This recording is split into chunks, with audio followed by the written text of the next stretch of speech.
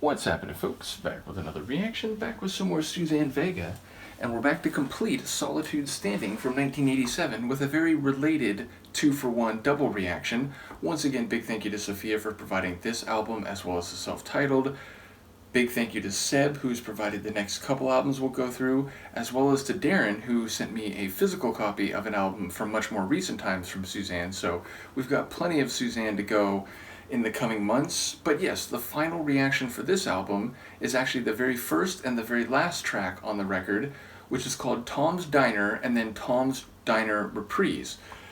So in that regard, it sounds like these two tracks either will share lyrics or share a melody, maybe both, or maybe it'll be a notable reconfiguration but with some similar theme or motif from one to the other. I'll admit, the phrase Tom's Diner makes me think of the exterior location for the Seinfeld Diner, the one you see them in pretty much every episode of every season, which, they shot the show in California, but the diner for the exterior shot in New York is actually called Tom's Diner. I don't think in most shots you can actually see the name, but it makes me wonder if it could be that Tom's Diner or if it's just a random other Tom's Diner.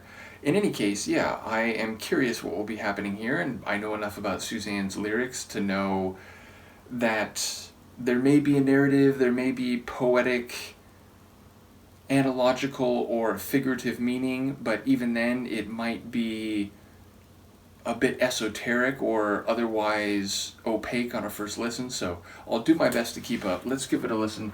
This is Tom's Diner, followed by Tom's Diner Reprise, the first and last tracks on Suzanne Vega's 1987 album, Solitude Standing.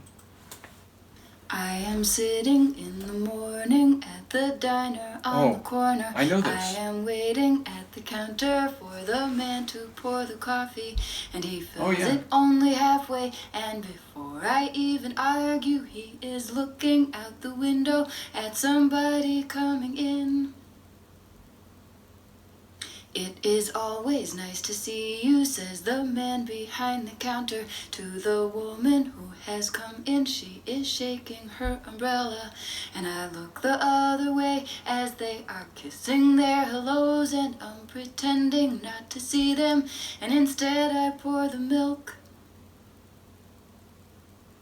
I open up the paper, there's a story of an actor who had died while he was drinking. It was no one I had heard of, and I'm turning to the horoscope and looking for the funnies when I'm feeling someone watching me, and so I raise my head. There's a woman on the outside looking inside. Does she see me? No, she does not really see me, 'cause she sees her own reflection, and I'm trying not to notice that she's hitching up her skirt, and while she's straightening her stockings, her hair has gotten wet. Oh, this rain, it will continue through the morning as I'm listening to the bells of the cathedral.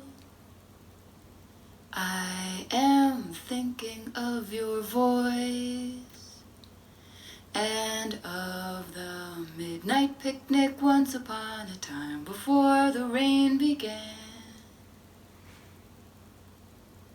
And I finish up my coffee and it's time to catch the train.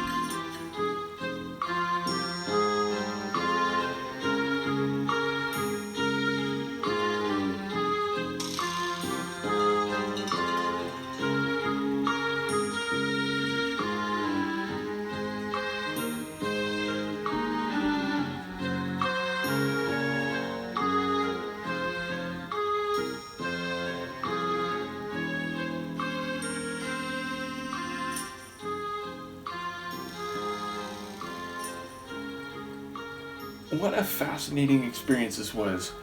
So, if you had played the reprise here for me without playing the normal a cappella version, I don't know if I would have recognized that melody.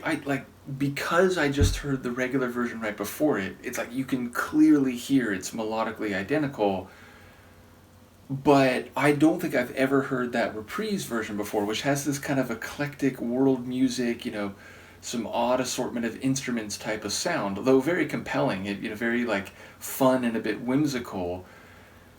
But the regular version, the a cappella vocal, like lyrical version, I definitely heard that before, and whenever and wherever I heard it, I don't think I knew who Suzanne Vega was. So I don't know, like maybe it was in a commercial or it was, in a TV show or something. I guess I could have just heard it on the radio, but even then, it sounds weird for us, like an a cappella like that it would have been on the radio, because it it's like more like art poetry. Like obviously there's rhythm and melody to it, but it almost feels not so much like music per se, much less like radio music. So as I said, I don't know where I heard that, but I've definitely heard it. I mean, the moment it started, I was like, I could have hummed the rest of the melody on my own, even after, the first 2 seconds of it. So that's fascinating. As to the imagery of it, there's a lot of looking and being observed and pretending like you're not looking, but actually still observing or being aware of. And she's talking to the person, the diner. What's the right word? Not like cook, but maybe the cook, but the person who's like running the diner. And then she's aware someone else is coming in, and it's a woman, and they're kissing hello, and she's like, turning away and like pretending like she's not paying attention to it. But then there's a moment where she feels like she's being watched, and it's a woman outside, but oh, she's not watching me, she's looking at a reflection in that exterior window, outside the diner. And then oh, she's fixing her skirt, and like again, the narrator is almost like feeling a bit awkward about noticing, and then, oh wait, she's got rain on her hair, and yeah, I guess it's gonna rain, and oh, by the way, I'm reading in the paper that some actor died, but I've never really heard of them. It's very like slice of life, stream of consciousness, but like hyper aware at the same time, just all the little details that she's picking up on. Now, fair to say, if you go out in the world, that's kind of what's happening at all times. Like, you're aware of yourself, you're aware of what other people are doing, you maybe have a perception that something's happening. Oh, that's not quite what's happening. Oh, I didn't notice that was happening. And, I'm not really part of that, so I'm just going to, not be obviously eavesdropping or, looking at them. Like, there's a lot of, like, self-regulation, self-consciousness, also, like, speculating, beyond, like, what's the weather going to be like and what's going on in the world. And I'm here as I'm observing and thinking about these things.